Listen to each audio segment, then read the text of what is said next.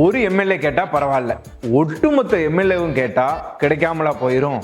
அதுவும் பாருங்க, மக்கள் பணம் வீணாகுது, அரசு இப்படி செலவு பண்ணக்கூடாதுன்னு ஒவ்வொரு விஷயத்துக்கும் கேள்வி கேட்குற நம்ம எம்எல்ஏக்கள் இப்போ தங்களுக்கு கார் வாங்கி தராங்கன்னு சொன்னதும், வேண்டாம் சார் மக்கள் பணம்னு யாராவது எழுந்து சொன்னாங்களா?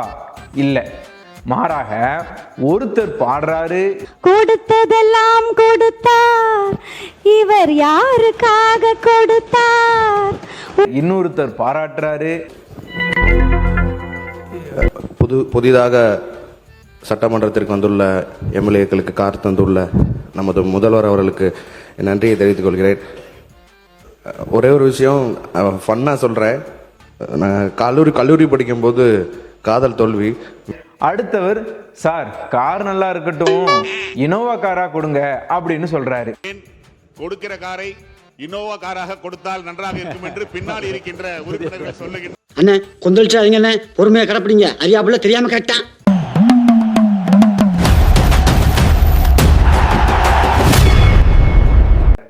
இதுதான் சட்டப்பேரவையில் நடந்த காமெடியான ஒரு விஷயம். ஆனால் காமெடி கொஞ்சம் ஓரமாக வச்சுட்டு பார்த்தா இந்த ஒரு அறிவிப்புக்கு பின்னாடி இருக்கிற கணக்கு கொஞ்சம் பெருசு.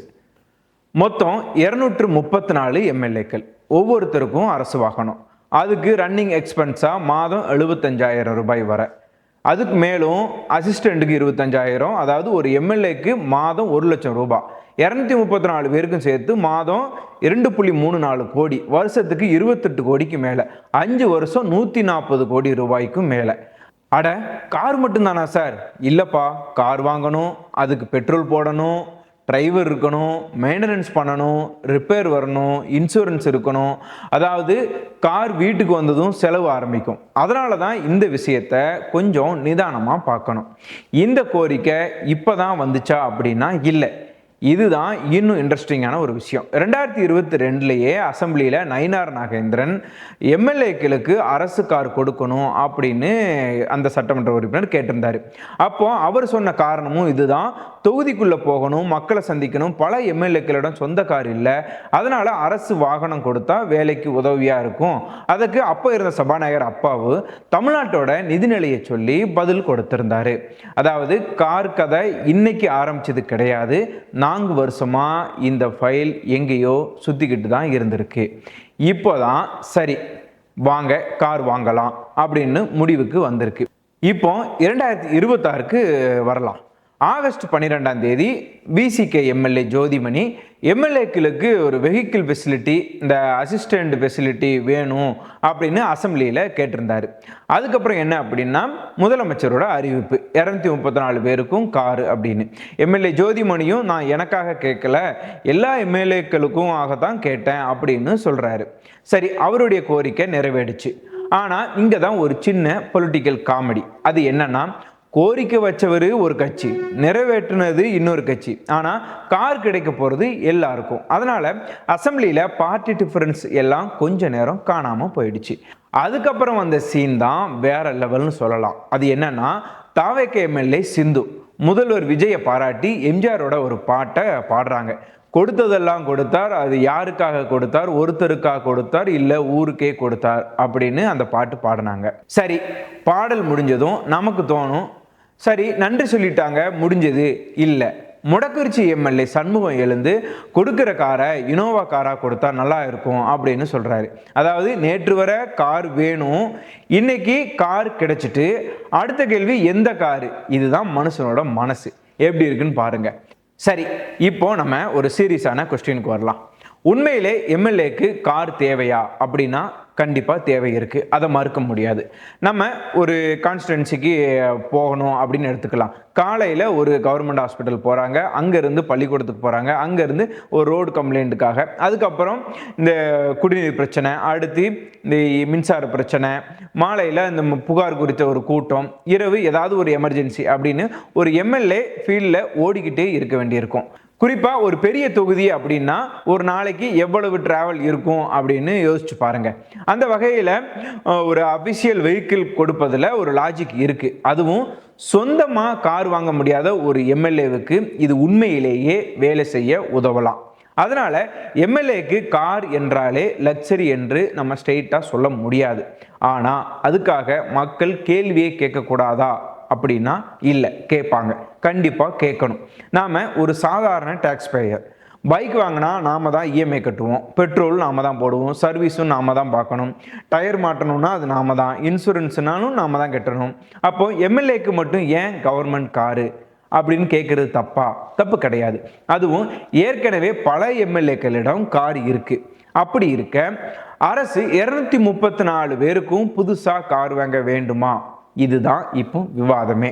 இப்போ இன்னொரு விஷயம், எல்லா விஷயத்துக்கும் மக்கள் பணம், அரசு பணத்தை வீணாக்காதீங்க, இந்த செலவு தேவையா அப்படின்னு நம்ம கேட்குறோம். அது ஒரு நல்ல விஷயம்தான், அரசாங்கத்தை கண்டிப்பாக கேள்வி கேட்கணும். ஆனால் அதே மக்கள் பணத்தில் நமக்கே கார் வாங்குறாங்கன்னா அப்போ அந்த கொஸ்டின் கொஞ்சம் ஸ்லோவாகிடுதா? இதுதான் இங்கே பேச வேண்டிய விஷயம். எந்த கட்சியாக இருந்தாலும் தங்களுக்கு சாதகமான செலவுக்கும் மக்களுக்கான செலவுக்கும் ஒரு அளவிலான அக்கௌண்டபிலிட்டி இருக்கணும். இப்போ கணக்கு போட்டு பார்க்கலாம். ஒரு எம்எல்ஏக்கு 75,000 வெஹிக்கிள் எக்ஸ்பென்ஸ் கொடுக்குறாங்க, 25,000 உதவியாளருக்கு, மாதம் 1 லட்சம். 234 எம்எல்ஏக்குன்னு பார்த்தா 2.34 கோடி, அதாவது 2,34,00,000. வருஷத்துக்கு 28 கோடி சுமார். 5 வருஷத்துக்கு 140 கோடிக்கும் மேலே. அதுக்கு மேலே கார் வாங்கணும். ஒரு காருக்கு 20 to 30 லட்சம் ரேஞ்சில் ஒரு தொகையை எடுத்துக்கலாம். 234 காருக்கு சுமார் 47 to 70 கோடி ஒரு ஆரம்ப கட்ட செலவு வரலாம். இது ஃபைனல் கிடையாது.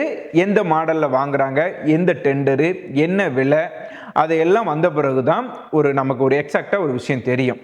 இந்த மாதிரி இந்த கார் குறித்த விஷயங்கள் நிறைய இருக்குது. அதை நம்ம நிறைய விஷயங்களை பார்த்தா தொடர்ந்து பார்க்கலாம். இதே நேரத்தில் இன்னைக்கு மற்ற அறிவிப்பும் வந்துச்சு. அதாவது மருத்துவத்துறையில் பெரிய அனௌன்ஸ்மெண்ட்டும் வந்திருக்கு. மெடிக்கல் இன்சூரன்ஸ் லிமிட் ஒரு குடும்பம், அதாவது முதலமைச்சரோட மருத்துவ காப்பீடு திட்டம் இருக்கு இல்லையா, அதில் 5 லட்சத்திலிருந்து 5 மடங்கு அதிகரித்து 25 லட்சமாக உயர்த்திருக்காங்க. ரொம்ப முக்கியமான விஷயமா இந்த விஷயம் பார்க்கப்படுது. அதே மாதிரி பெரம்பூரில் 400, அதாவது அந்த படுக்கை வசதி கொண்ட மல்டி ஸ்பெஷாலிட்டி ஹாஸ்பிட்டல், அதாவது 300 கோடி ரூபாய் திட்டம் அப்படின்னு சொல்லி அதுவும் அறிவிச்சிருக்காங்க. அதுவும் ஒரு முக்கியமான விஷயமா இருக்கு. அது மட்டும் இல்லாமல் இந்த கேன்சர் ட்ரீட்மெண்ட், ஸ்கிரீனிங் உள்ளிட்ட பல திட்டங்களுக்கும் பெரிய அளவில் நிதி ஒதுக்கப்பட்டிருக்கு. கேன்சர் ரிலேட்டடான இந்த இனிஷியேட்டிவ்க்கு 673 கோடிக்கும் மேலே மதிப்பிலான ஒரு திட்டங்கள் அப்படின்னு தகவலும் வந்திருக்கு. அதனால் தற்போதைய அந்த அனௌன்ஸ்மெண்ட்டை நம்ம முழுசாக பார்த்தோம் அப்படின்னா சட்டமன்ற உறுப்பினர்களுக்கு கார் மட்டும் ஒரு ஸ்டோரி இல்லை, மருத்துவம், இன்ஃப்ராஸ்ட்ரக்சரு, மக்கள் நலத்திட்டங்கள் அப்படின்னு எல்லாமே இன்னைக்கு ஒரு அசத்தலான அறிவிப்பாக இருந்துச்சு. அதனால கார் அறிவிப்பை மட்டும் எடுத்துட்டு அரசாங்கம் எம்எல்ஏக்களுக்கு மட்டும் பணம் கொடுக்குது அப்படின்னு நம்ம சொல்லிட முடியாது. ஆனால் அந்த செலவுக்கும் அக்கௌண்டபிலிட்டி வேணும், அது மட்டும் நிச்சயம். அதாவது கார் கொடுக்குறீங்க அப்படின்னா ஒரு சிம்பிள் கண்டிஷன் இருக்கணும். அந்த காரு மக்கள் வேலைக்காக ஓடணும். எங்கே போச்சு, எதற்காக போச்சு, எவ்வளவு பெட்ரோல் அதாவது அந்த ஃபியூவல் செலவாகுது, எவ்வளவு மெயின்டெனன்ஸ் பண்ணுறாங்க, எவ்வளவு ஒரு அலுவலக அந்த பயன்பாடு இருக்குது, இதுக்கெல்லாம் கணக்கு இருக்கணும். அதுக்காக ஜிபிஎஸ் வைக்கலாம், லாக் புக் வைக்கலாம், வருட செலவை பப்ளிக்காக வெளியிடலாம். அப்போ யாருமே கேட்க முடியாது எதுக்கு காரு அப்படின்னு. ஏன்னா இந்த கார் இவ்வளவு மக்கள் பிரச்சனையை தீர்த்திருக்கு அப்படின்னு அரசாங்கம் காட்ட முடியும். அதுக்காகவே அரசாங்கம் இதை கண்டிப்பாக செய்யணும்னு மக்கள் கோரிக்கை வைக்கிறாங்க. ஆக மொத்தம் சட்டப்பேரவையில் பாடல் பாடினாங்க, இனோவா கார் கேட்டாங்க, சிரிச்சாங்க, பாராட்டினாங்க, சரி. ஆனால் சட்டப்பேரவைக்கு வெளியே ஒரு சாதாரண மக்கள் கேட்குற கேள்வி என்ன அப்படின்னா, ஓகே சார், கார் கிடைச்சிருச்சு, இப்போ எங்கள் பிரச்சனையை தீர்க்க எப்போ வரப்போறீங்க? அதுதான் கேள்வி. மக்கள் எம்எல்ஏக்கு கார் வாங்கி கொடுக்க ஓட்டு போடலை, அவங்க தங்களுடைய பிரச்சனையை தீர்க்க ஒரு எம்எல்ஏவை தேர்ந்தெடுத்திருக்காங்க. அந்த வேலையை நல்லா செய்ய கார் தேவைப்பட்டா கொடுக்கலாம். ஆனால் அந்த காரின் ஒவ்வொரு கிலோமீட்டரும் மக்கள் பணத்துக்கான பதிலாக இருக்கணும். காரு அரசுடையது, செலவு மக்களுடையது, பயன் மட்டும் மக்களுடையதாக இருக்கணும். அதுதான் இந்த திட்டத்தோட உண்மையான விஷயம். ஒரு எம்எல்ஏ கேட்டால் பரவாயில்ல, ஒட்டுமொத்த எம்எல்ஏவும் கேட்டால் கிடைக்காமல போய் இருக்கும். அப்படின்ற வகையில் அனைத்து எம்எல்ஏக்கும் கார் கிடைச்சிடுச்சு. இனிமே பார்க்க வேண்டிய விஷயம் என்னன்னா, அந்த 234 கார்களும் எந்த பாதையில ஓட போகுது அப்படிங்கிறது தான். மக்கள் வீடுகளுக்கு வரப்போதா, அரசு மருத்துவமனைகளுக்கு போப்பதா, கிராமங்களுக்கா, பள்ளிகளுக்கா, அல்லது ஏதாவது ஒரு அரசியல் நிகழ்ச்சிகளுக்கா அப்படிங்கிறதுக்கு பதில் சொல்ல வேண்டியது அந்த எம்எல்ஏக்கள் தான். பொறுத்திருந்து பார்க்கலாம் இந்த கார்களை அவங்க எப்படி பயன்படுத்துகிறாங்கன்னு. மேலே சொன்ன மாதிரி பயன்படுத்த போகிறாங்களா, இல்லை வழக்கம் போல் ஓட்டு கேட்கவும் நன்றி சொல்லவும் மட்டும் வருவாங்களான்னு பார்ப்போம். ஆனால் இந்த குற்றச்சாட்டு எல்லா எம்எல்ஏக்களுக்கும் பொருந்தாது. ஆனால் மக்கள் காலங்காலமாக வைக்கக்கூடிய ஒரு குற்றச்சாட்டு தான் இது. அதனால் பொறுத்திருந்து பார்க்கலாம் என்ன நடக்குன்னு. இந்த அறிவிப்பு குறித்து பொதுமக்கள் நீங்கள் என்ன நினைக்கிறீங்கன்னு உங்களுடைய கருத்தை கமெண்ட்டில் பதிவிடுங்க. மீண்டும் ஒரு உண்மையான செய்தியில் சந்திப்போம். நான் உங்கள் வினோத். இது ஃபயர்லைன் தமிழ். நன்றி, வணக்கம்.